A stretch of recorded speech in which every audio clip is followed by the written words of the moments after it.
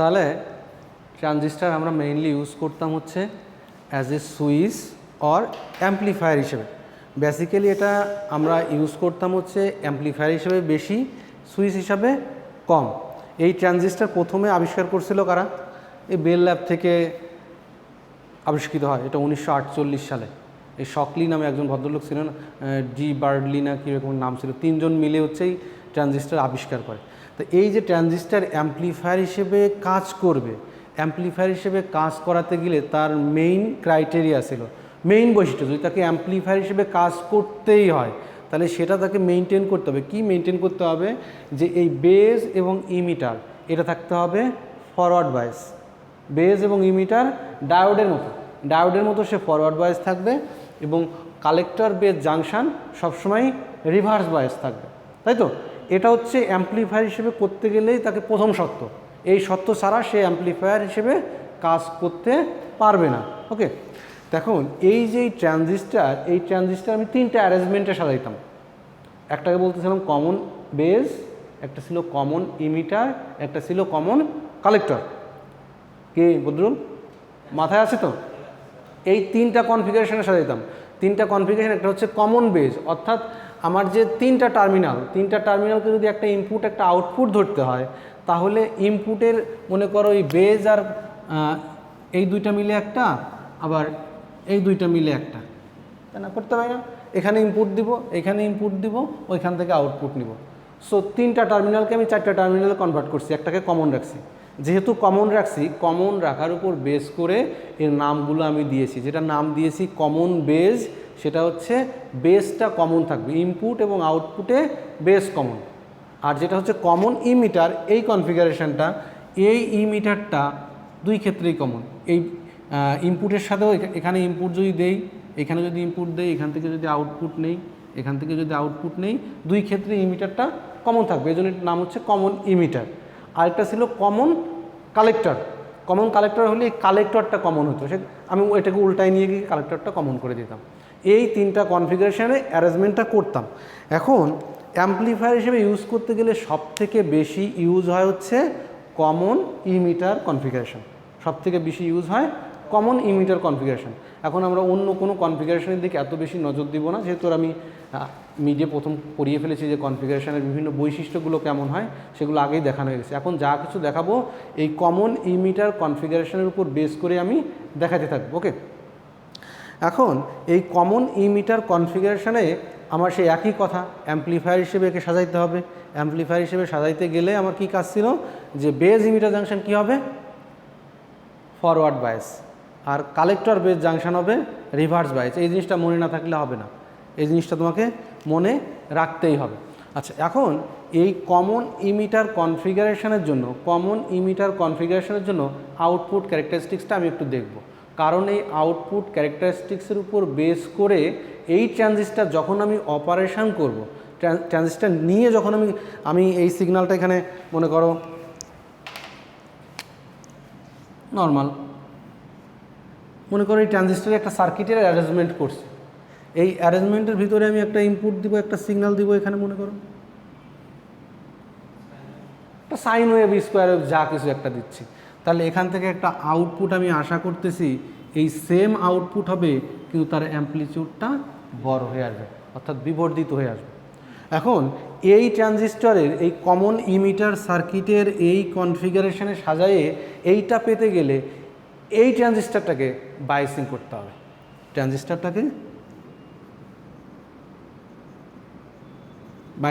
হবে। অর্থাৎ এই সিগন্যালের সাথে এই বায়াসিংয়ের অ্যাডিশন হিসেবে আসবে, বায়াসিং অ্যাডিশন হিসেবে এসে সিগন্যালটা বিবর্ধিত হবে। ওকে, তাহলে এইটা জানার জন্য আমার এই ট্রানজিস্টারের আউটপুট ক্যারেক্টারিস্টিক্স জানা খুবই জরুরি। এবং এই আউটপুট ক্যারেক্টারিস্টিক্সে এই ট্রানজিস্টার কোথায় আমি অপারেট করব। আমি এই ট্রানজিস্টারে যদি একটা কালেক্টর রেজিস্টর লাগাই, তাহলে ওই কালেক্টর রেজিস্টর লাগানোর দরুন ওটা ফিক্সড একটা পয়েন্টে ফিক্সড হয়ে যাবে। আমি কোন পয়েন্টে ওই ট্রানজিস্টারটাকে ফিক্সড করাবো, মানে কি কালেক্টর থেকে কি পরিমাণ কারেন্ট নিব এবং কালেক্টর ইমিটার জাংশনের ভোল্টেজ কতটুকু রাখবো তা আমি ফিক্সড করে দেব। ওকে, এই ট্রানজিস্টরের একটা সমস্যা আছে, ট্রানজিস্টার হচ্ছে যদি টেম্পারেচার চেঞ্জ হয়, কোনো কারণে এনভায়রনমেন্টের টেম্পারেচার চেঞ্জ হতে পারে না। আমি ইন্ডাস্ট্রিতে ট্রানজিস্টার দিয়ে একটা অ্যাম্প্লিফায়ার হিসেবে লাগাই রাখছি কোনো কারণে, এখন বক্স টক্স কোনো একটা এখানে টেম্পারেচার চেঞ্জ হয়ে গেল, টেম্পারেচার চেঞ্জ হয়ে যাওয়ার সঙ্গে সঙ্গেই কালেক্টর কারেন্টের হিউজ পরিবর্তন হবে।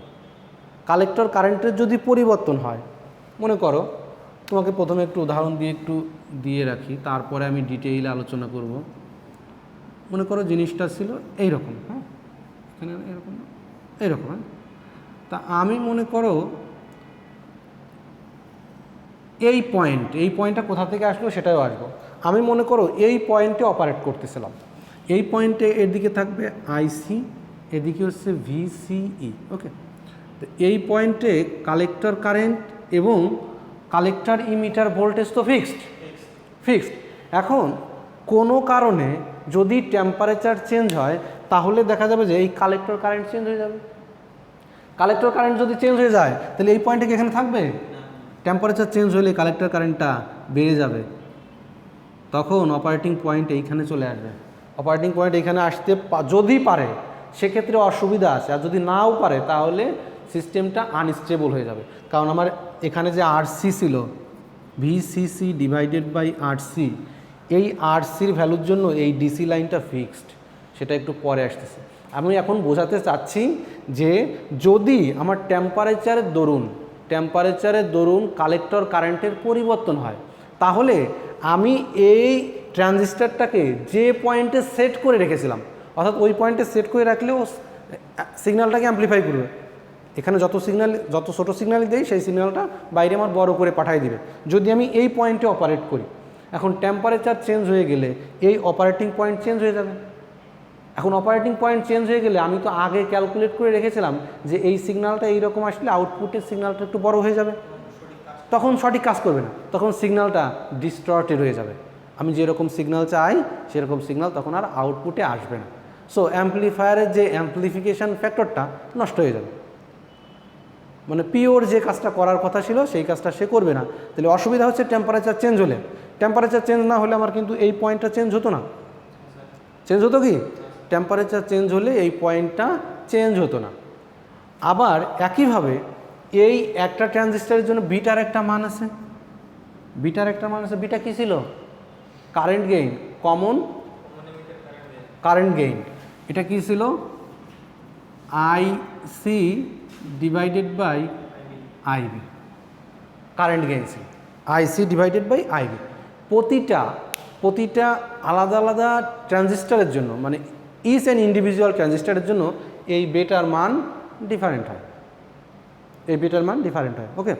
এখন মনে করো আমি এই জায়গাটায় যে সার্কিট ইউজ করেছিলাম, আমার এই ট্রানজিস্টারটা ছিল, মনে করো QN222, মনে করো এরকম একটা আছে ট্রানজিস্টারের নাম QN222। বাজারে গিয়ে দিয়ে সিরিয়ালের নাম্বার চাও, ওরা দিয়ে দিবে ট্রানজিস্টারটা। তা কোনো কারণে এই ট্রানজিস্টারটা নষ্ট হয়ে গেল।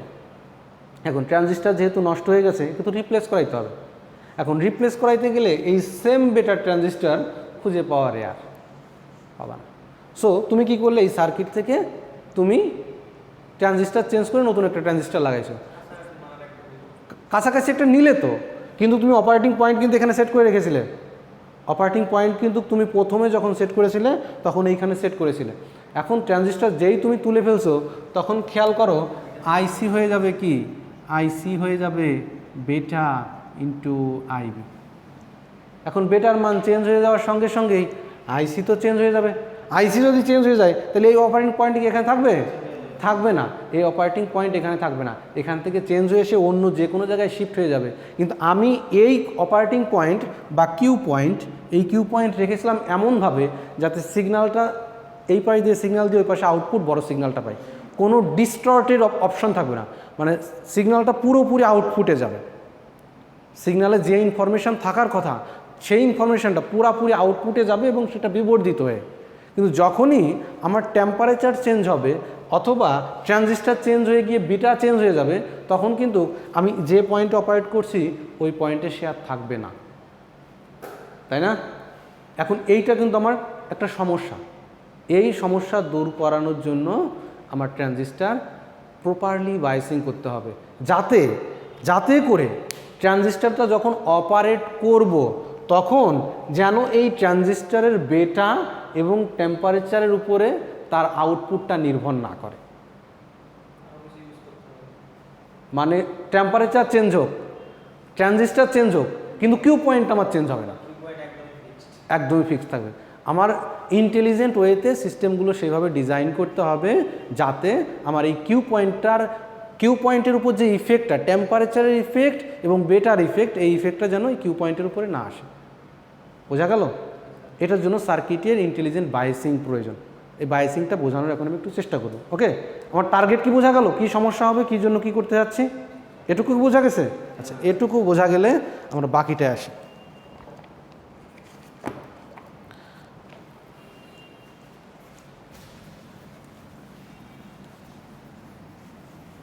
এই জিনিসটা আমি একটু সুন্দর করে আঁকি।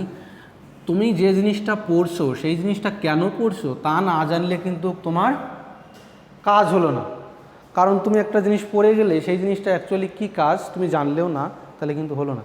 পড়ার আগে তোমাকে অবশ্যই জানতে হবে যে এই জিনিসটা আমার এই কাজের জন্য পড়া। তা এখন মনে করো কালেক্টরে আমি একটা রেজিস্ট্যান্স আরসি লাগিয়েছি। পূর্বের পড়া আমি একটু রিভিউ করে দিয়ে যাই।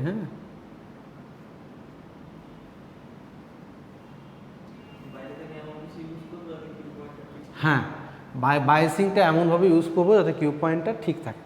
আমি কিউ পয়েন্টের কাছে এখনই যাচ্ছি না, আমি আগে ওই লোড লাইনটা কোথায় অ্যাকচুয়ালি ট্রানজিস্টরটা অপারেট করে সেই লাইনটা তোমাদের একটু বোঝানোর চেষ্টা করি।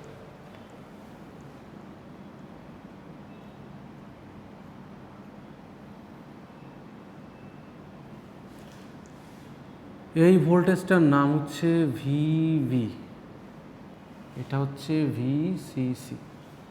এইটাকে বইয়ে অন্যভাবেও আঁকা যায়, এটাকে অন্যভাবেও আঁকা যায়।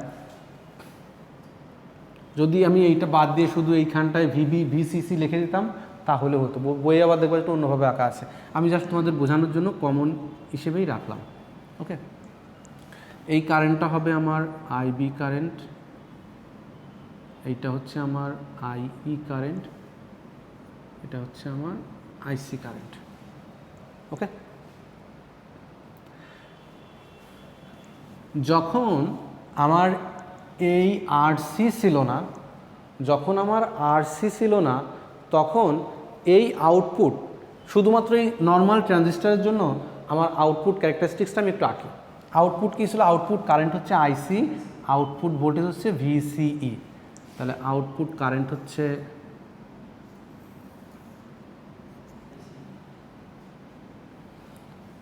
আইসি আর আউটপুট ভোল্টেজ হচ্ছে ভিসিই। এইটার জন্য আমার একটা গ্রাফ ছিল, তাই না? গ্রাফটা কেমন ছিল? যদি প্রথমে যখন দেখলাম আইবি 0, তখন একদম লো রেঞ্জের একটা রিভার্স স্যাচুরেশন কারেন্ট পেতাম, সেটা একদমই লো। যখন আমি এটাকে একটু বাড়াইলাম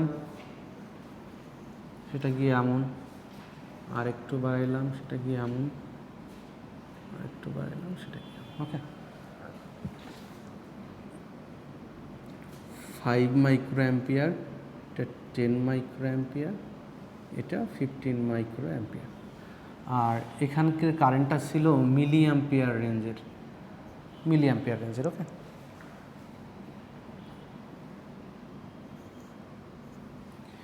এই গ্রাফটা কি বোঝা যায়? এই গ্রাফটা কি মিন করে?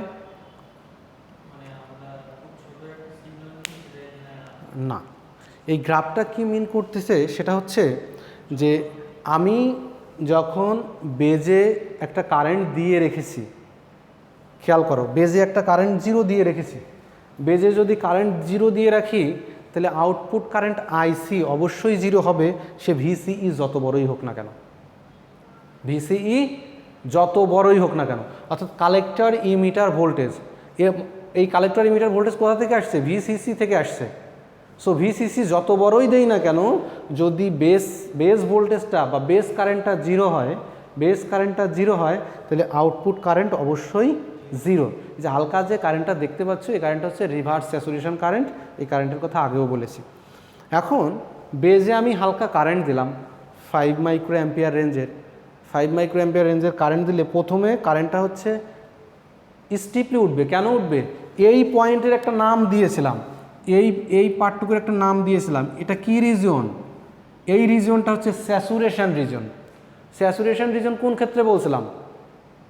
স্যাচুরেশন রিজন মানে হচ্ছে এই ট্রানজিস্টারের বেজ ইমিটার ফরওয়ার্ড বায়াস এবং কালেক্টর বেজ এটাও ফরওয়ার্ড বায়াস, মানে দুটোই ফরওয়ার্ড বায়াস। এইখানকার গ্রাফে বোঝানো হচ্ছে গ্রাফের এই পাশের অংশটা, অর্থাৎ যদি ট্রানজিস্টারটা এই অংশে থাকে, অর্থাৎ এই ভিসিই যদি এই পরিমাণ হয়, যদি এই পরিমাণ হয়, তাহলে দেখা যাচ্ছে যে এই কালেক্টর বেজ জাংশনটাও ফরওয়ার্ড বায়াস হয়ে যায়। আর collector base junction forward bias হয়ে যাওয়া মানে কি? সেটা ইসের মতো কাজ করবে, ডায়োডের মতো কাজ করবে, কারেন্টটাকে স্টিপলি বাড়াবে, স্টিপলি বাড়াবে। অর্থাৎ এই রিজনে এসে এই কালেক্টর বেজ জাংশনটা ফরওয়ার্ড বায়াস হয়ে রাখবে। এটা মাথায় রাখতে হবে। আমি যখনই তাকে অ্যাম্পলিফায়ার হিসেবে ইউজ করব, তখন এই রিজনে আমি অপারেট করবই না। আমি কালেক্টর ইমিটার ভোল্টেজটা এমনভাবে সেট করে রাখবো যাতে সে এই রিজনে না আসতে পারে। এই জিনিসটা বুঝতে হবে। কারণ কালেক্টর ইমিটার ভোল্টেজ তুমি এমনভাবে সেট করে রাখলে যে base emitter voltage forward bias, আবার ওটাও ফরওয়ার্ড বায়াস হয়ে গেল, তাহলে কিন্তু ওটা অ্যাম্পলিফায়ার হিসেবে কাজ করবে না। তুমি যেমন সিগন্যালই দাও না কেন, সে আরও অ্যাম্পলিফিকেশান করবে না। সে সমানই করুক বা যাই করুক, একটা কিছু করবে, অথবা ডায়োডের মতো বিহেভ করতে থাকবে। সো এই রিজনটা ছিল আমার স্যাচুরেশন রিজন, যেটা হচ্ছে দুইটা ডায়োডই অন, এই বেজ ইমিটার ডায়োড এবং কালেক্টর বেজ ডায়োড, এই দুইটা ডায়োডই অফ আর আর এই কাট অফ রিজনে এই দুইটা ডায়োডই ধরতে পারো অফ বা রিভার্স বায়াস। শুধুমাত্র এই রিজনটা, মানে এইখান থেকে শুরু করে এই পর্যন্ত, আমি যদি এই ভোল্টেজটা এখান থেকে শুরু করে ভোল্টেজটাকে এই পর্যন্ত দিই, এই ভিসিই রিজনটা যদি এই পর্যন্ত হয়, তাহলে আমি দেখতে পাচ্ছি এটা অ্যাক্টিভ রিজনের ভিতর থাকে। আর ওই অ্যাক্টিভ রিজনের ভিতর থাকলে সিগন্যালটা অ্যাম্পলিফাই হতে বাধ্য হবে। ওকে, এখন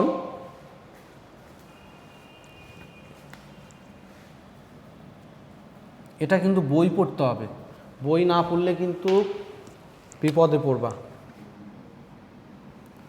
তাহলে প্রথম যে গ্রাফটা I0 মানে হচ্ছে কোনো দুইটাই অফ, কোনো কারেন্ট নেই। যখনই বেজে একটু কারেন্ট দিয়েছি, বেজে একটু কারেন্ট দিলে তখন আইসি কারেন্টটা বাড়বে, বেজে কারেন্ট দেওয়ার সঙ্গে সঙ্গে আইসি কারেন্টটা বাড়লো। বাড়তে বাড়তে ভিসিই ভোল্টেজ যখন ফরওয়ার্ড বায়াস ছিল, তখন কারেন্টটা অনেক বাড়াইছে।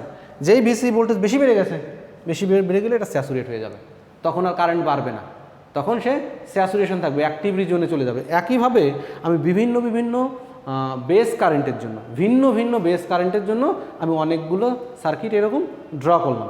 এখন এটাকে আমি একটা কারেন্টের জন্য ড্র করি একটু।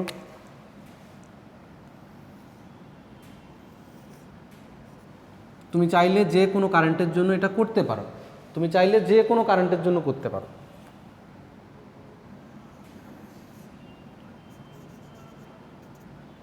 আইবি মনে করো 10 মাইক্রো অ্যাম্প, এটা হচ্ছে আইসি কারেন্ট। ওকে, এখন আমি যে জিনিসটা করতে চাচ্ছি যে এই ট্রানজিস্টরের কোথায় আমি অপারেট করব তা নির্ধারণ করবে কে?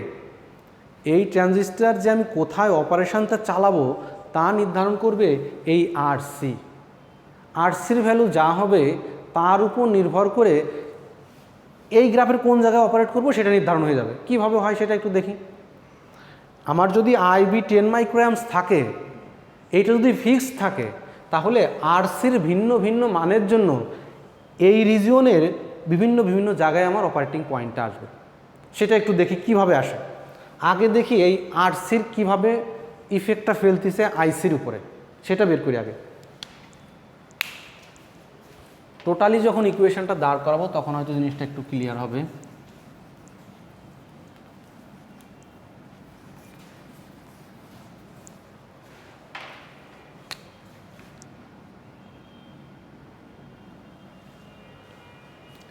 কেভিএল তো বোঝো, হ্যাঁ, কেভিএল তো বোঝো। এখন আমি কি করতে চাচ্ছি, এই লুপের ভিতরে একটা কেভিএল চালাতে চাচ্ছি। এই লুপের ভিতরে একটা কেভিএল চালাবো, হ্যাঁ, এর নাম দাও লুপ 1। এই লুপ 1-এর ভিতরে আমি কেভিএল চালাবো।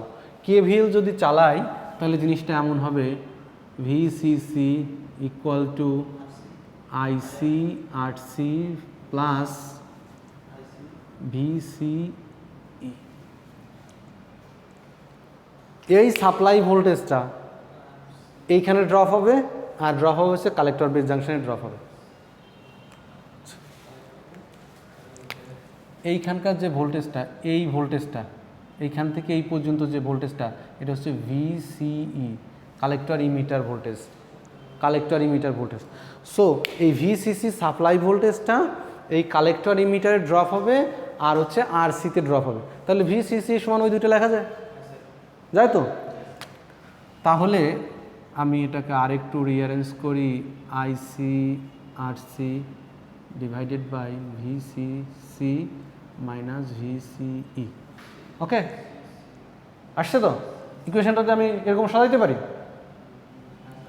এখন আসো IC current, VCC minus VCE divided by RC. তার মানে আইসি কারেন্টটা আমার যদি ভিসিসি এবং ভিসিই ফিক্সড হয়ে যায়, তাহলে আরসির উপর আইসি কারেন্টটা টোটালি নির্ভর করবে, তাই তো?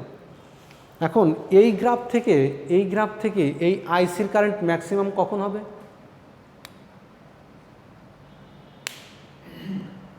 আচ্ছা, এটা হচ্ছে ভিসিই, এটা হচ্ছে আইসি।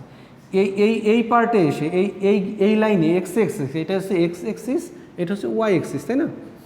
এক্স এক্সিসে আইসি 0, যখন ট্রানজিস্টরটা অফ আছে, ধরে নাও ট্রানজিস্টরটা অফ আছে, তখন আইসি 0 প্রথম কন্ডিশন।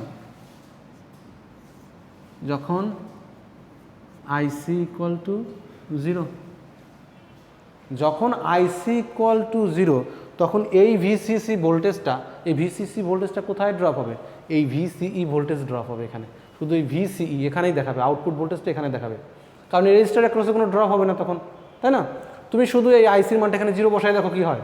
আইসির মানটা 0 বসালে RC into IC 0, so 0 equal to VCC minus VCE, so VCC equal to VCE, তাই না?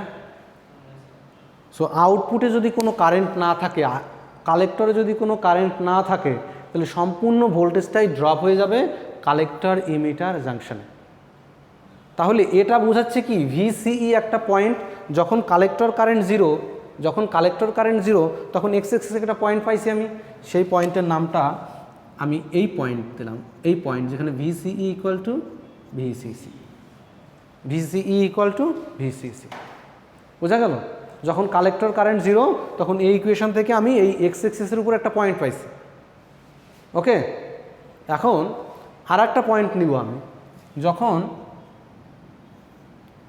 ভিসিই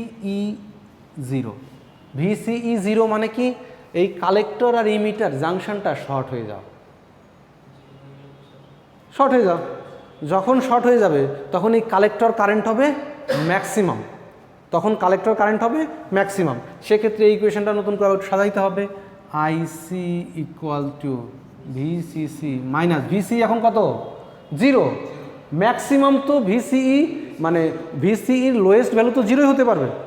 ভিসিই যখন 0, তখন আইসি হচ্ছে ম্যাক্সিমাম কারেন্ট পাবো, তখন সেটাকে বলছেন স্যাচুরেশন কারেন্ট, অর্থাৎ ম্যাক্সিমাম যে পরিমাণ কারেন্ট আমি পেতে পারি, এর বেশি তো যেতে পারবো না।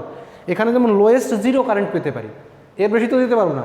যখন 0 কারেন্ট হবে, তখন ইকুয়েশনটা আমি সাজালাম এইভাবে, যখন ম্যাক্সিমাম কারেন্ট হবে, তখন ইকুয়েশনটা আমি সাজাবো এইভাবে, এখানে 0 minus RC divided by RC, so IC হবে হচ্ছে ভিসিসি ডিভাইডেড বাই আরসি।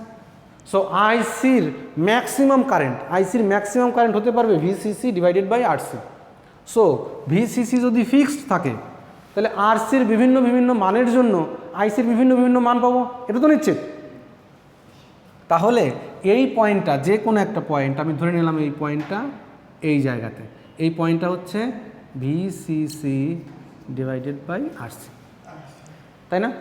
তাহলে এখানে এক্স এক্সিসে একটা পয়েন্ট পেয়েছি, ওয়াই এক্সিসে একটা পয়েন্ট পেয়েছি, এখানে কারেন্ট 0, এখানে কারেন্ট ম্যাক্সিমাম। এবং দুইটা পয়েন্ট পাইলে আমি একটা স্ট্রেট লাইন ড্র করতে পারি, দুইটা পয়েন্ট পাইলে আমি একটা স্ট্রেট লাইন ড্র করতে পারি।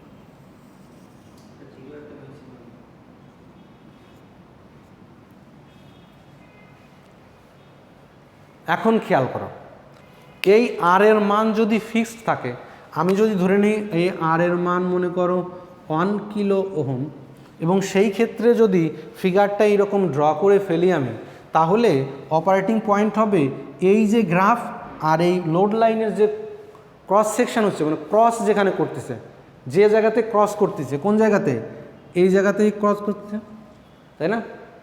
এই পয়েন্টে ক্রস করলো, তাহলে এই পয়েন্টটাই হবে হচ্ছে আমার অপারেটিং পয়েন্ট, এই পয়েন্টটাই হবে আমার হচ্ছে অপারেটিং পয়েন্ট। এই অপারেটিং পয়েন্ট কে নির্ধারণ করলো? এই অপারেটিং পয়েন্ট নির্ধারণ করলো হচ্ছে আরসি। আরসি যদি ভিসিসি ফিক্স থাকে, যদি কালেক্টরের ভোল্টেজ ফিক্স থাকে, তাহলে নির্ধারণ করতেছে আরসি। তাহলে আরসির মানের উপর নির্ধারণ করে আমার এই কিউ পয়েন্টটা নির্ধারিত হয়ে গেল। তাহলে এই কিউ পয়েন্টের জন্য এইখানে আমার ম্যাক্সিমাম একটা কারেন্ট থাকবে, এখানে একটা আইস, এখানে একটা কারেন্টের নাম দাও এ, এটা একটা নাম দাও বি। সো এখানে হচ্ছে কালেক্টর ইমিটার ভোল্টেজ একটা মান থাকবে এবং কালেক্টর কারেন্টের একটা মান থাকবে। এর থেকে বেশি বা কম হলে পারে এই ট্রানজিস্টরটা স্টেবলি অপারেশন করবে না, কারণ তুমি আরসির মান তো ফিক্সড করে দিয়েছো। সো এই পয়েন্টে তোমার থাকতেই হবে, এই পয়েন্টে যদি তুমি না থাকো সেক্ষেত্রে কিন্তু এই সিস্টেমটা আর স্টেবল থাকবে না। তাহলে কিন্তু এই যে কমন ইমিটার কনফিগারেশনের জন্য যে তুমি আউটপুট ক্যারেক্টারিস্টিক্স ড্র করেছো, তার সাথে লোড লাইনের যে ক্রস সেকশন পয়েন্ট, ওই পয়েন্টটা হচ্ছে আমার অপারেটিং পয়েন্ট বা কিউ পয়েন্ট বা সাইলেন্ট পয়েন্টও বলা হয়। ওই পয়েন্টের বাইরে গেলেই এটা ঠিকঠাক অপারেশনে আসবে না। এখন এই জিনিসটা কীভাবে হলো সেটা বোঝা গেছে? এই জিনিসটা এই লাইনটা কীভাবে ড্র করলাম সেটা বোঝা গেল? আমার হচ্ছে প্রথমে এইটার জন্য একটা কেভিএল অ্যাপ্লাই করছি, মিনিমাম পয়েন্ট। আমি হচ্ছে আগে কালেক্টর কারেন্টের ইকুয়েশনটা বের করেছি। কালেক্টরের কারেন্ট কিসের উপর নির্ভর করে? কালেক্টরের কারেন্ট কিসের উপর নির্ভর করতেছে? কালেক্টরের কারেন্ট নির্ভর করতেছে হচ্ছে এখানে দেখাচ্ছে ভিসিসি ডিভাইডেড বাই আরসি। দুইটা কন্ডিশনের জন্য নিছি, যেখানে কালেক্টর কারেন্ট 0, যেখানে কালেক্টর কারেন্ট ম্যাক্সিমাম। দুইটা কন্ডিশনের জন্য দুইটা আলাদা আলাদা পয়েন্ট পেয়েছি, এবং দুইটা আলাদা পয়েন্ট যখন যোগ করেছি, সেই পয়েন্টের মাঝে যেখানে ক্রস সেকশন হয়েছে, দুটো লাইন ক্রস করছে, দুটো লাইন যখন ক্রস করছে সেই পয়েন্টটা হচ্ছে আমার অপারেটিং পয়েন্ট। ওকে, যখন ভিসিই 0 হবে মানে এইখানটায়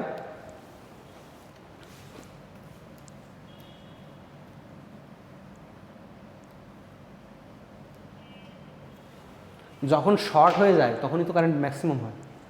শর্ট পাথের ভিতর দিয়ে কারেন্ট ম্যাক্সিমাম যায় না, কোনো ড্রপ হলো না। এইখানে যে ড্রপটা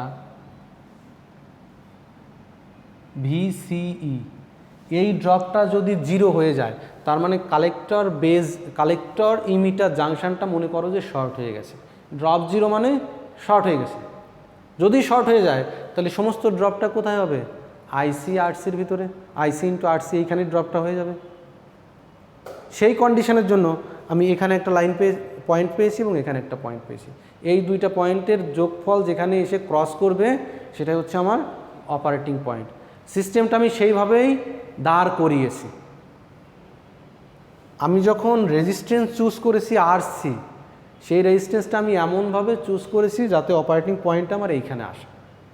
যদি অপারেটিং পয়েন্টটা এই কাছাকাছি চলে আসতো, এই কাছাকাছি চলে আসতো, তাহলে আরসির মান আলাদা হবে। কিন্তু আরসির মান আলাদা হলেও এখানে কি আমি অপারেশন করব? এখানে অপারেশন করব না, কারণ এটা স্যাচুরেশন রিজন। আমি চাইবো যেন স্যাচুরেশন রিজনে না থেকে এই লাইনটা অ্যাক্টিভ রিজনের ভিতর থাকে, সব সময় যেন অ্যাক্টিভ রিজনের কাছাকাছি থাকে। এমনভাবে সেট করব যেন অ্যাক্টিভ রিজনের কাছাকাছি সে চলে আসে। আমি আরসির মান বাড়াইতেই পারি, আরসির মান বাড়াইলে পারে কালেক্টর কারেন্ট কমতে পারে, সমস্যা নেই, ওটাও একটা অপারেটিং পয়েন্ট। কিন্তু সেক্ষেত্রে স্যাচুরেশন রিজনে থাকলে আমার এই কালেক্টর বেস জাংশনটা ফরওয়ার্ড বায়াস হয়ে গিয়ে ওটার অ্যাম্প্লিফায়ার হিসেবে কাজ করবে না। এখানে যা দেবো ওখানে সেই অনুপাতেই পাবো, মানে ভোল্টেজ বাড়াইলে কারেন্ট বাড়বে, বাড়তেই থাকবে। ওকে, বোঝা গেল? এখন এটা ছিল গত মিডের পড়ালেখা, এর সাথে আমি আজকে আর একটু অ্যাড করব।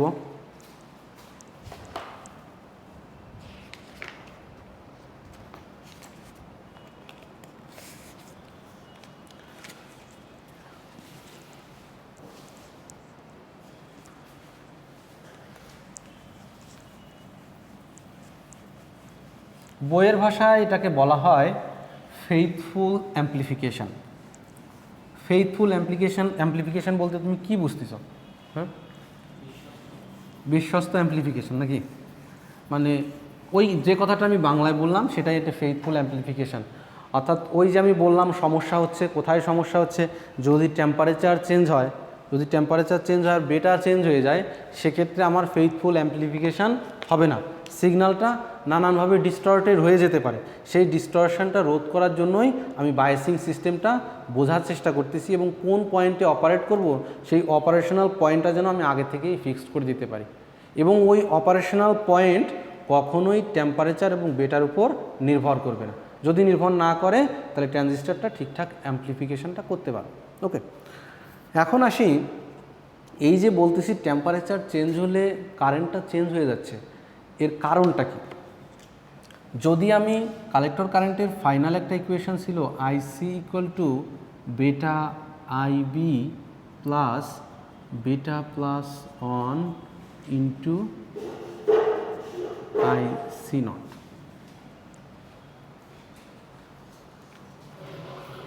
আমার কালেক্টর কারেন্টের যে ইকুয়েশনটা ছিল সেটা হচ্ছে এরকম। এখানে এই যে আইসি নট, এই আইসি নট হচ্ছে রিভার্স কারেন্ট ছিল। কালেক্টরের ভিতর দিয়ে যে রিভার্স কারেন্টটা আসতেছিল, রিভার্স কারেন্ট মানে কীরকম ছিল?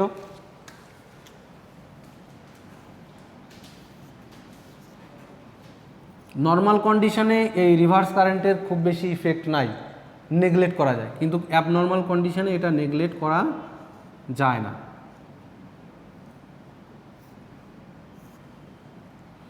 এটা ছিল এন পি এন, কারেন্টটা যাচ্ছিল এদিকে এদিকে, তাই না?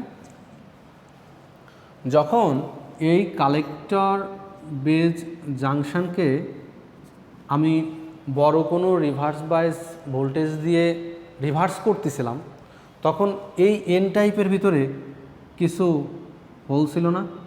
কিছু হোল ছিল না? ছিলই তো। এন টাইপের ভিতরে, এন টাইপ সেমিকন্ডাক্টরের জন্য মেজরিটি ক্যারিয়ার হচ্ছে ইলেকট্রন আর মাইনরিটি ক্যারিয়ার হচ্ছে হোল, তাই তো? সো যদি হোল মাইনরিটি ক্যারিয়ার হয় আর আমি যদি সেক্ষেত্রে একে রিভার্স বায়াস করি, রিভার্স বায়াস করলে কেমন হয়েছিল? এখানে ছিল পজিটিভ, এখানে ছিল নেগেটিভ, আর এখানে কি ছিল? হ্যাঁ, এটা পজিটিভ ছিল, এখানে ছিল পজিটিভ, এখানে ছিল নেগেটিভ, এখানে পজিটিভ, এখানে, যেহেতু রিভার্স বায়াস করলে এন টাইপের সাথে পজিটিভ লাগাতে হবে, তাই না? এখন দেখো, এখানে যখন পজিটিভ আর এখানে নেগেটিভ লাগিয়েছো, তখন এই হোলগুলো কোন দিকে যাবে? পজিটিভ থেকে নেগেটিভ দিকে চলে যাবে। এ নর্মালি যাওয়ার কথা ছিল না, নর্মালি সে স্ট্রাকচারের ভিতর বাউন্ড হয়েছিল, কিন্তু যখন টেম্পারেচার চেঞ্জ হলো তখন এই জিনিসটা আমার বেশি করে জেনারেট হয়ে গেল। জেনারেট হয়ে গেলে কী করবে? এই হোলগুলো এদিক থেকে এদিকে চলে আসার চেষ্টা করবে। এই যে এদিক থেকে এদিকে চলে আসবে এই হোলগুলো, সেই কারেন্টটাই হচ্ছে রিভার্স স্যাচুরেশন কারেন্ট। অর্থাৎ রিভার্সে যে কারেন্টটা, যেদিকে আমার কারেন্টটা যাওয়ার কথা ছিল না, রিভার্সে যে কারেন্টটা যাওয়ার কথা ছিল না, সেই কারেন্টটাও হোলের জন্য ক্রিয়েট হয়ে গেছে। আমার যত বেশি টেম্পারেচার আসবে তো আইসি নট তত বেশি বাড়বে, কারণ তত বেশি মাইনরিটি ক্যারিয়ার জেনারেট হবে। একটা মাইনরিটি ক্যারিয়ার জেনারেট হলে এখানে ভোল্টেজটা আরও বেশি হবে, যদি ভোল্টেজটা আরও বেশি হয় তাহলে ক্যারিয়ার আরও বেশি জেনারেট হবে। মানে টেম্পারেচারের কারণে এই মাইনরিটি ক্যারিয়ারগুলো জেনারেট হতে থাকবে, আর মাইনরিটি ক্যারিয়ার যত জেনারেট হবে তার সঙ্গে বেটা প্লাস অন গুণ হবে। এই বেটার মান নর্মালি 100। সো এই কারেন্টটা যাই হোক না কেন, এক্স যাই হোক না কেন, এক্সের সাথে 100 গুণ হবে। সো 100 গুণ হলে তখন কিন্তু কারেন্টের পরিমাণ আস্তে আস্তে বাড়তে থাকবে, তাই তো? এই জন্য বলা হচ্ছে এই টেম্পারেচারের ইফেক্টটা তখন আইসি কারেন্টে, অর্থাৎ কালেক্টর কারেন্টে দেখা দিবে।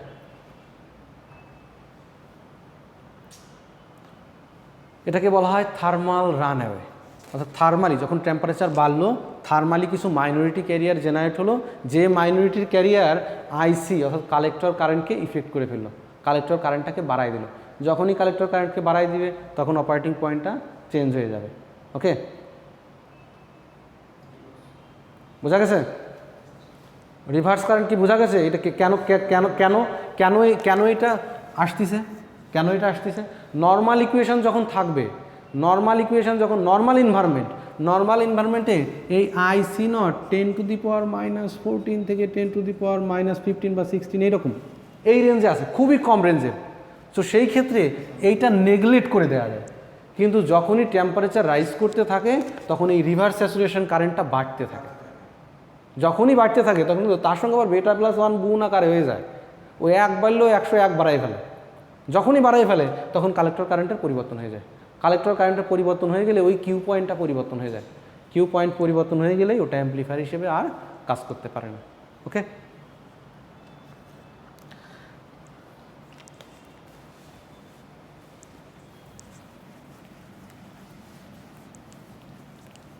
তাহলে আমি এই সিস্টেমের স্টেবিলিটি চেক করব। স্টেবিলিটি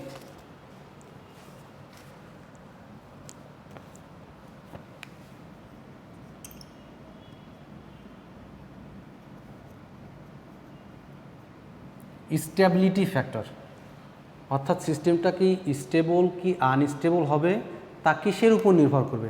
এটাকে বলা হচ্ছে S equal to del IC divided by del IC not, যেখানে আইবি এবং বেটা হচ্ছে কনস্ট্যান্ট।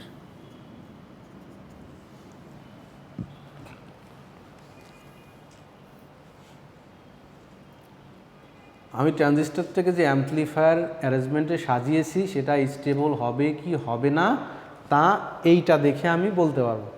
এটাকে বলতেছি আমি স্টেবিলিটি ফ্যাক্টর। এটা কি? এটা হচ্ছে change in collector current divided by change in collector reverse current. অর্থাৎ রিভার্স কারেন্ট কতটুকু চেঞ্জ হলে কালেক্টর কারেন্টের কতটুকু চেঞ্জ হয়। যদি এই চেঞ্জটা খুব সামান্য হয় তাহলে স্টেবিলিটি ফ্যাক্টরের মান সর্বোচ্চ 1 হতে পারে। মানে চেঞ্জের মান যদি সমান থাকে তাহলে 1 হতে পারে, সর্বনিম্ন 1 হতে পারে, বেশি তো হতে পারে। এর সর্বনিম্ন মান 1 হতে পারে, চেঞ্জের মান কিছু না হলে তাহলে 1 হবে এটা। ওকে, সো কালেক্টর কারেন্টের সাথে কালেক্টরের রিভার্স কারেন্টের সঙ্গে কালেক্টর কারেন্টের যে সম্পর্ক এটাকে বলতেছি আমি স্টেবিলিটি ফ্যাক্টর। ওকে,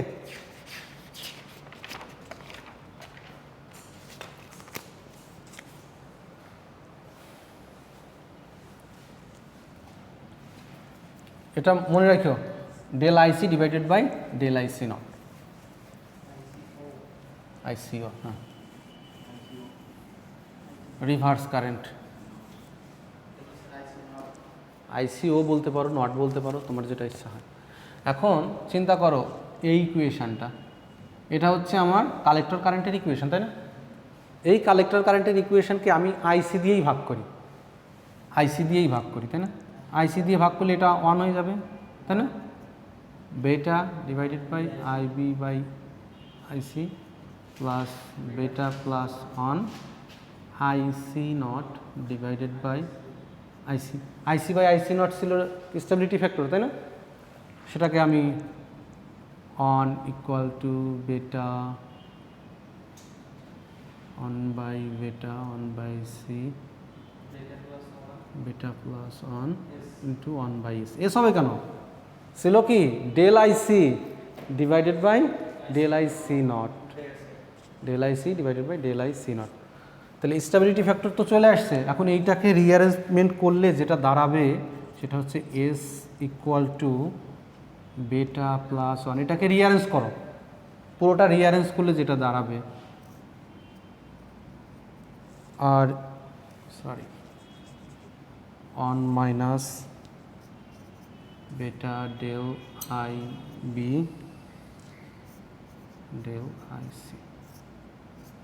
সো স্টেবিলিটি ফ্যাক্টর আমি চেক করব। এখন আমি যে সার্কিটটা নিব সেই সার্কিট থেকে আমি চেষ্টা করব যে বেটা বেস কারেন্ট এবং কালেক্টর কারেন্টের ভিতরে যে সম্পর্কটা, এই ইকুয়েশনটা থেকে আমি স্টেবিলিটি ফ্যাক্টর চেক করতে থাকবো। একটা কনফিগারেশন দেখব এবং ওই কনফিগারেশনের জন্য স্টেবিলিটি ফ্যাক্টর চেক করব যে স্টেবল আছে কি না আনস্টেবল আছে। আমি এখন 4টা কনফিগারেশন করাবো, সেই 4টা কনফিগারেশনের জন্য এই স্টেবিলিটি ফ্যাক্টর বারবার চেক করতে থাকবো যে সিস্টেম কি স্টেবল হচ্ছে, সিস্টেম কি স্টেবল হচ্ছে। যদি না হয় তাহলে কোথায় পরিবর্তন আনতে হবে, বোঝা গেল? এইটা বের করেছি জাস্ট সিস্টেমটা স্টেবলি কাজ করবে কিনা, তার স্টেবিলিটি ঠিক থাকবে কিনা তাটা চেক করার জন্য এই ইকুয়েশনটা দিয়ে আমি চেক করব। ওকে, এখন এই ট্রানজিস্টরকে বাইসিং করা যায় 4টা মোডে। 4টা মোডের জন্য আলাদা আলাদা করে আমরা স্টেবিলিটি ফ্যাক্টর চেক করব কোন মোডটা সবথেকে ভালো, এবং ফাইনালি গিয়ে দেখব আমরা একটা জিনিসই ইউজ করব, সেই কনফিগারেশন সবথেকে বেশি ইউজ হয় ঘুরে ফিরে, কিন্তু আমরা শেখার জন্য বাকিগুলোও পড়ব। আচ্ছা,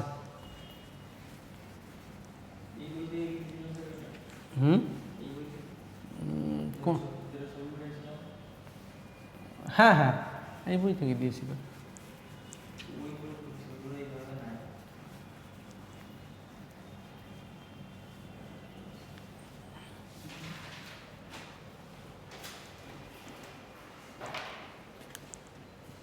আমরা এখন বায়াসিংয়ের শুরু করলাম, methods of transistor biasing.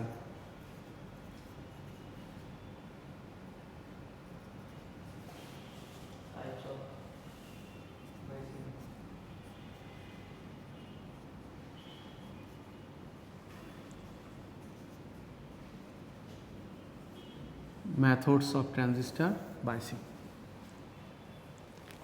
Biasing জিনিসটা কি বোঝা গেছে তো, কী জন্য আমি বায়াসিং করতেছি সেই জিনিসটা মাথায় ঢুকছে তো, যে এই কারণে আমি বায়াসিং করতেছি।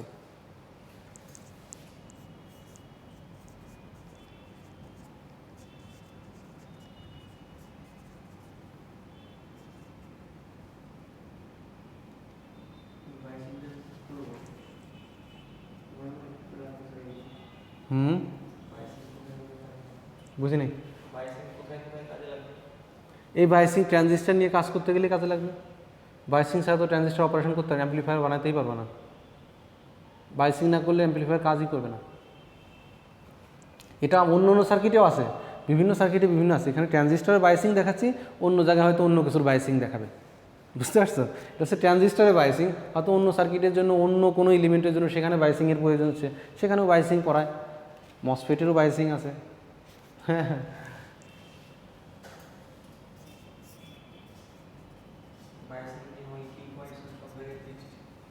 বায়াসিং করার জন্য বায়াসিং করলেই কিউ পয়েন্ট ফিক্সড হয়ে যাবে, কিউ পয়েন্ট ফিক্স থাকবে। আমি যদি অ্যারেঞ্জমেন্টটা ওইভাবে করি যেটা হচ্ছে প্রপার অ্যারেঞ্জমেন্ট, সেই অ্যারেঞ্জমেন্ট করলে ওই বায়াসিং করে রাখলে কোনোভাবেই কিউ পয়েন্ট চেঞ্জ হবে না।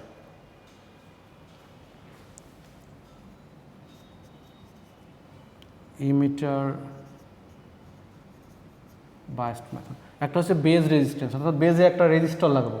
এরপরে কি বলতেছে, ইমিটার বায়াস মেথড, অর্থাৎ ইমিটারে একটা রেজিস্টর লাগাবো।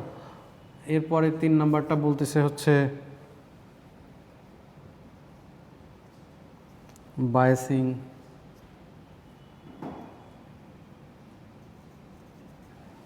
Collector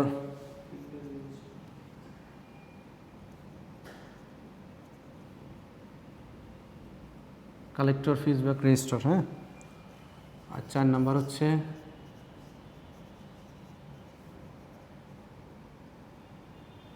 voltage divider.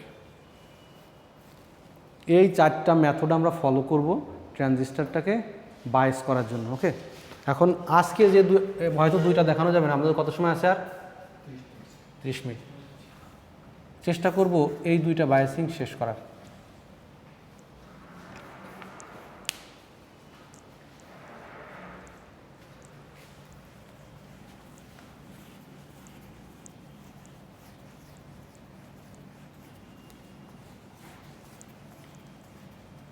বদরুল, এগুলো কিন্তু বাসায় পড়তে হবে, বাসায় না পড়লে কিন্তু শুধু আমার কথা দিয়ে কাজ হবে না।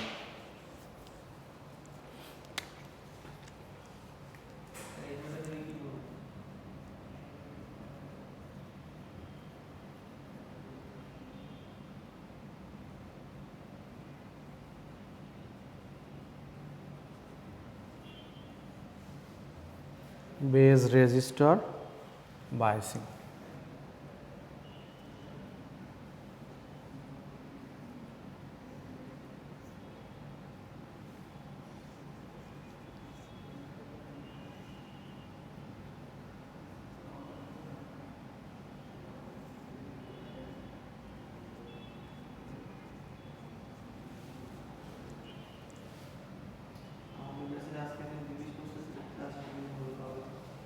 আচ্ছা,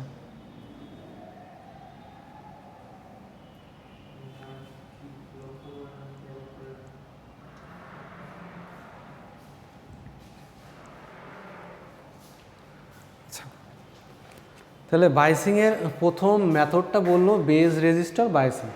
বেজ রেজিস্টার বাইসিংয়ে কিছুই না, জাস্ট বেজে একটা রেজিস্টার লাগাই দেওয়া, আরবি নামক একটা রেজিস্টার লাগাইছি।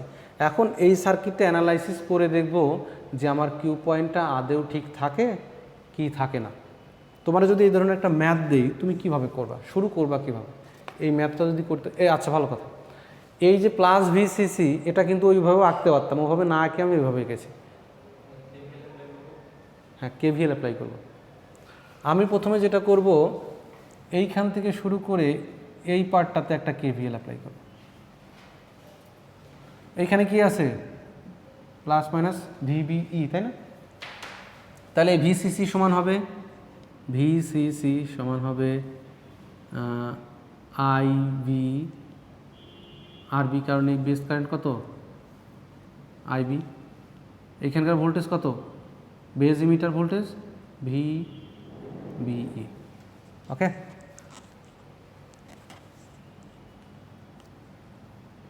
সো আইবি আরবি হবে ভিসিসি মাইনাস ভিবিই,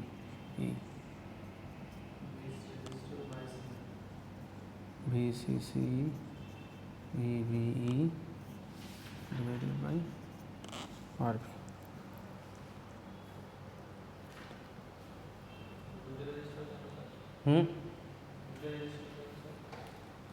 এটা তো আউটপুট রেজিস্টার, এটা তো সবসময় থাকবেই, কালেক্টর এই রেজিস্টার তো থাকবেই। আমি একটা এক্সট্রা অ্যাড করেছি, সেটা হচ্ছে আরবি, বেজে একটা রেজিস্টার দিয়েছি। এটা হচ্ছে কালেক্টরের রেজিস্টার, তাই না? এটা কালেক্টরের সঙ্গে লাগানো, এটা বেজের সঙ্গে লাগানো। কালেক্টর তো আউটপুটে, আমি এক্সট্রা লাগিয়েছি শুধু বেজে। বেজে এক্সট্রা লাগানোর পরে বেজের যে কারেন্টটা আসছে সেটা হচ্ছে আইবি কারেন্ট। এখন এই আইবি কারেন্ট এখানে একটু মডিফিকেশান আনি। যদি VCC much greater than VBE হয়, তাহলে বিয়োগ করলে কি খুব বেশি হেরফের হবে? যদি এটা অনেক বেশি বড় হয়, এটা যদি অনেক বেশি ছোট হয়, বিয়োগ করলে কি মানের খুব বেশি পরিবর্তন হবে? না, খুব বেশি। কন্ডিশন হচ্ছে এইটা, যদি ভিসিসি, যদি collector voltage much greater than base emitter voltage, এটা মনে করো 30, ওটা হচ্ছে 0.7, 30 মানে কাছাকাছি, 29.3 এরকম, সো 30-এর কাছাকাছি হবে। সো এটাকে আবার একটু লেখা যায়, এই কন্ডিশন যদি হয় আবার তুমি এখানে ভিসিসি দিয়ে রাখলে 1 ভোল্ট, আবার ভিবিই হচ্ছে 0.7 ভোল্ট, তাহলে তো হলো না, তাই না? তাহলে এই কন্ডিশন কি স্যাটিসফাই হবে? হবে না। তো এই কন্ডিশন তখনই অ্যাপ্লাই করা যাবে, এইটাকে সিম্পলিফাই করে লেখা যাবে যখন VCC much greater than VBE divided by RB. হ্যাঁ, মানে আমি বোঝাতে চাচ্ছি মাস গ্রেটার। ওকে, হ্যাঁ, লেখার সময় তুমি গ্রেটার দেন ডাবল দিলেও হবে, আবার লিখলেও মাস গ্রেটার দেন। এখন খেয়াল করো, এই আইবি কারেন্ট কালেক্টর কারেন্টের উপরে কি নির্ভর করে? আইবি কারেন্ট কিসের উপরে নির্ভর করতেছে? বেজ রেজিস্ট্যান্স এবং কালেক্টরের ভোল্টেজের উপরে। বেজ রেজিস্ট্যান্স এবং ভিসিসি সাপ্লাই ভোল্টেজ, কালেক্টরের ভোল্টেজ না বলে বলি সাপ্লাই ভোল্টেজের উপরে। সো আইবি কারেন্টটা নির্ভর করবে সাপ্লাই ভোল্টেজ এবং বেজের রেজিস্ট্যান্সের উপরে, কালেক্টরের সাথে এর কোনো সম্পর্ক নাই। তাহলে স্টেবিলিটি ফ্যাক্টরের ক্ষেত্রে তুমি চিন্তা করো, আমার ইকুয়েশনটা কেমন ছিল? S equal to beta plus 1 divided by 1 minus beta del IC del IB del IB divided by del IC। এখন কালেক্টর কারেন্টের কোনো মান যদি পরিবর্তন হয়, কালেক্টর কারেন্টের মান যদি এখানে পরিবর্তন হয়, বেজের কারেন্ট কি পরিবর্তন হবে? এই কনফিগারেশনের ক্ষেত্রে, এই কনফিগারেশনে বেস কারেন্ট তো আমি বের করলাম, বেস কারেন্টের সাথে কালেক্টর কারেন্টের কোনো রিলেশনই নেই। যদি রিলেশন না থাকে তাহলে del IB divided by del IC equal to 0, তাই না? এই কনফিগারেশনের জন্য সত্য, সব কনফিগারেশনের জন্য না কিন্তু এটা। কারণ হচ্ছে আমি দেখতে পাচ্ছি আইবি কারেন্টটা কালেক্টর কারেন্টের উপর নির্ভর করতেছে না। যেহেতু কালেক্টর কারেন্টের উপর নির্ভর করতেছে না, so del IB divided by del IC equal to 0। তাই যদি হয় এই ইকুয়েশনটা ফাইনালি দাঁড়াবে S equal to beta plus 1। এই জিনিসটাই বাদ থাকবে, তাই না? এইটার মানে কি বলতেছে? আমি যে বেজ রেজিস্টার বায়াসিং করলাম, বেজ রেজিস্টার বায়াসিং কি আসলে ভালো হলো নাকি ভালো হলো না, তা আমার এইটা দেখে বুঝতে হবে। বেজ রেজিস্টার বায়াসিং করে দেখতে পারলাম আইবি কারেন্টটা কালেক্টর কারেন্টের উপরে নির্ভর করতেছে না। মানে এই বায়াসিংয়ের ক্ষেত্রে এই আইবি কারেন্টটা এই কারেন্টের উপরে কোনো নির্ভরশীলতা নাই। যেহেতু নির্ভরশীলতা নাই, আমি স্টেবিলিটি ফ্যাক্টর থেকে নিচের অংশটা বাদ দিয়ে দিতে পারি, নিচের অংশটা বাদ দিয়ে দিতে পারি। এটা শুধু থাকবে বেটা প্লাস 1।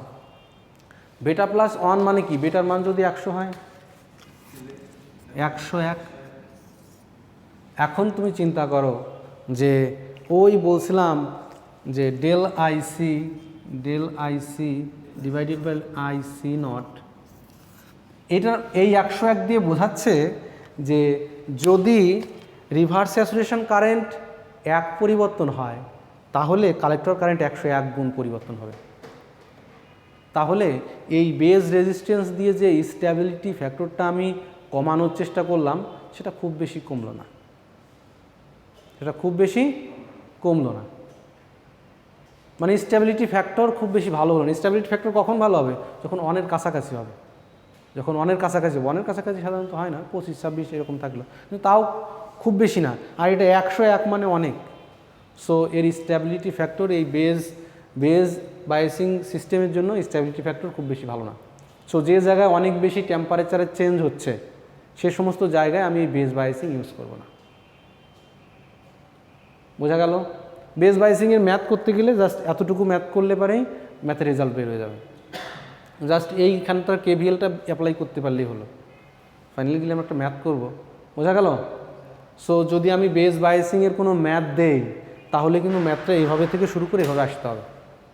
আসার পরে আমি কি চাই? যদি আইবি চাই, আইবি চাওয়ার পরে আরও বিভিন্ন কিছু চাইতে পারি, তখন সেইগুলো এই একই জিনিস থেকে ড্রাইভ করে বের করা যাবে। খালি প্রথমে এইটুকু বের করতে পারলেই হলো। ওকে, একটা আমি কালেক্টর ভোল্টেজের মান চাইতে পারি, কালেক্টর ইমিটার ভোল্টেজের মান চাইতে পারি, কালেক্টর কারেন্টের মান চাইতে পারি। আইবি যেহেতু জানি এখান থেকে বের করতে পারবো না, আর বেটার মান দেওয়া থাকবে। So beta equal to IC divided by beta, sorry IC divided by IB. So আইবির মান জানি, আইসির মান বের করতে পারবো। আর আইসির মান বের হয়ে গেলে এই কালেক্টরের মান বের হয়ে যাবে, ভিসি, এটা হচ্ছে ভিসি, কালেক্টর ভোল্টেজ বের হয়ে যাবে। এখানে এই আইসি গুণ করব, তাই না? এই ভিসি হবে ভিসিসি মাইনাস আইসি আরসি। বের হয়ে গেল না? খুব সহজে বের হয়ে যায়। সো এই শুধু আইবিটা বের করতে গেলে একটু সময় নিয়ে কেভিএলটা অ্যাপ্লাই করতে হবে। এইটা জিনিস পরিষ্কার যে বেজ রেজিস্ট্যান্স দিয়ে যদি আমি কোনো জায়গায় টেম্পারেচার খুব বেশি চেঞ্জ হয় সে জায়গায় স্টেবিলিটি ফ্যাক্টর খুব বেশি ভালো না, কারণ বেটার মানের উপর এখনও নির্ভর করতেছে। বেটা চেঞ্জ হয়ে যাচ্ছে, অনেক বেশি মাল্টিপ্লিকেশন ফ্যাক্টর চলে আসতেছে। 101 কালেক্টর কারেন্টের পরিবর্তন 101 হওয়া মানে অনেক ঝামেলা। এরপরেরটায় আসি। হ্যাঁ, আজকে থাক। আচ্ছা, তাহলে একটু সামারাইজ করে দিই।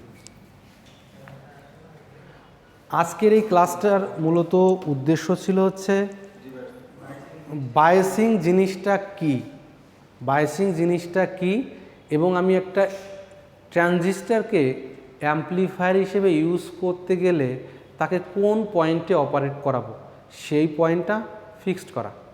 সেই পয়েন্টটা যখন ফিক্সড করলাম, ফিক্সড করার পরেও কিছু সমস্যা আসলো। আমি প্রথমে ক্যালকুলেশন করে দেখলাম যে কালেক্টর রেজিস্ট্যান্সের মান যদি আমি এরকম রাখি, ভোল্টেজটা যদি এরকম রাখি, কিউ পয়েন্টটা আমার যে জায়গায় আমি ডিজায়ার করি সেই ডিজায়ার পজিশনে আসে কিউ পয়েন্টটা, আমি বাইসিং করি সেই জিনিসটা শিখেছিলাম। এখন দেখা যাচ্ছে যে এই যে বেটা আমার কখনো এই ট্রানজিস্টার চেঞ্জ হয়ে যেতে পারে, কখনো টেম্পারেচার চেঞ্জ হয়ে যেতে পারে। এই দুইটা জিনিস চেঞ্জ হয়ে গেলে আমি যে কিউ পয়েন্টটা রাখছিলাম ক্যালকুলেশন করে, ওই কিউ পয়েন্টটা আর ওই জায়গায় থাকছে না। যেহেতু থাকছে না, সো এটা অ্যাম্পলিফিকেশান ভালো হবে না। যেহেতু অ্যাম্পলিফিকেশান ভালো হবে না, সেহেতু এই ধরনের সিস্টেম কোনো এনভায়রনমেন্টে, এমন কোনো এনভায়রনমেন্টে রাখতে পারবো না যেখানে আমি বারবার ওই ট্রানজিস্টার চেঞ্জ করতে হয় এবং টেম্পারেচার চেঞ্জ করতে হয়। এই রকম জায়গায় এই ধরনের সিস্টেম রাখতে পারবো না। এই না রাখতে পারার দরুন আমি বললাম যে 4টা সিস্টেম আছে। একটা হচ্ছে বেস বায়াসিং করতে পারি, কালেক্টরে আমি বায়াসিং করতে পারি, ইমিটারে বায়াসিং করতে পারি এবং ভোল্টেজ ডিভাইডার করতে পারি। এই 4টা সিস্টেম দেখালাম। এই অন্য জায়গায় ইউজ করা হয়, যেখানে এই সিস্টেমটাকে কাজ করানোর জন্য ইনিশিয়ালি কিছু প্রোভাইড করতে হয়। যেখানেই সিস্টেমকে আমি এমন কোনো সিস্টেম যদি দাঁড় করাই যার ইনিশিয়ালি কিছু দিয়ে রাখতে হবে সিস্টেমটা প্রপারলি কাজ করানোর জন্য, সেখানেই বায়াসিং লাগবে। মানে প্রপারলি কাজ করতে গেলে ওই সিস্টেমটাকে জীবন্ত তো রাখতেই হবে। মানে এমনভাবে আমি বায়াসিং করে রাখবো যাতে ইনপুট যা দিয়ে আউটপুটে ডিজায়ার্ড আউটপুটটা পৌঁছায়। মানে বায়াসিং জিনিসটাই তোমার মাথার ভিতরে ঢুকে গেছে, বায়াসিং জিনিসটা কি, এটা হ্যান ত্যান। বায়াসিং একটা শব্দ বলে ধরে নাও, যে আমি একটা অ্যাম্পলিফায়ারকে সঠিকভাবে কাজ করানোর জন্য আগে থেকেই তাকে কিছু ডিসি ভোল্টেজ দিয়ে রাখবো, আগে থেকেই তার কিছু ডিসি ভোল্টেজ দিয়ে রাখবো। ওই ডিসি ভোল্টেজটা দিয়ে রাখলে কি হবে, ওই যে বলছিলাম অ্যাম্পলিফিকেশানের জন্য কন্ডিশন হচ্ছে দুইটা। একটা হচ্ছে base emitter voltage forward bias, collector base junction হচ্ছে রিভার্স বায়াসড। সো বায়াসিং করে রাখবো এমনভাবে যাতে বেজ ইমিটার জাংশন সবসময় ফরওয়ার্ড বায়াস এবং কালেক্টর বেজ জাংশন সবসময় রিভার্স বায়াসড। এইটা হচ্ছে বায়াসিং। মানে সিস্টেমটা আমি এমনভাবে ইমপ্লিমেন্ট করছি, মানে বায়াসিংটা এমনভাবে করছি যে বেজ ইমিটার জাংশন যেন সবসময় ফরওয়ার্ড বায়াস থাকে, সিগন্যালটা যেমনই আসুক না কেন। আর হচ্ছে কালেক্টর বেজ জাংশন হচ্ছে রিভার্স বায়াস থাকে। বোঝা গেল? এছাড়া বায়াসিংয়ের আর অন্য কোনো কাজ নেই। ওই পয়েন্টটাকে ধরে রাখা, যাতে ও ফরওয়ার্ড থাকে, যাতে ও রিভার্স থাকে। বোঝা গেল? আগামী ক্লাসে এই জিনিসটা আবার একটু রিভিউ করব। তোমাদের কাজ থাকবে এই জিনিসটা ডিটেইলে একটু পড়ে আসে, শুরু থেকে, ট্রানজিস্টারের শুরু থেকে শুধু কমন ইমিটার কনফিগারেশন, শুধু common emitter configuration, common emitter কনফিগারেশনের আউটপুট ক্যারেক্টারিস্টিক্স, এর লোড লাইন এবং ফাইনালি যেটুকু দেখালাম এইটুকু হচ্ছে একটু ভালো মতো পড়ে আসবা। ভালো মতো পড়ে আসলে আগামী ক্লাসে দেখি আমরা আর একটু ভালোভাবে বোঝা যায় কিনা। যেহেতু টপিকটা একটু অন্য টাইপের, একটু অন্যরকম লাগবে। ওকে, বন্ধ করে দাও।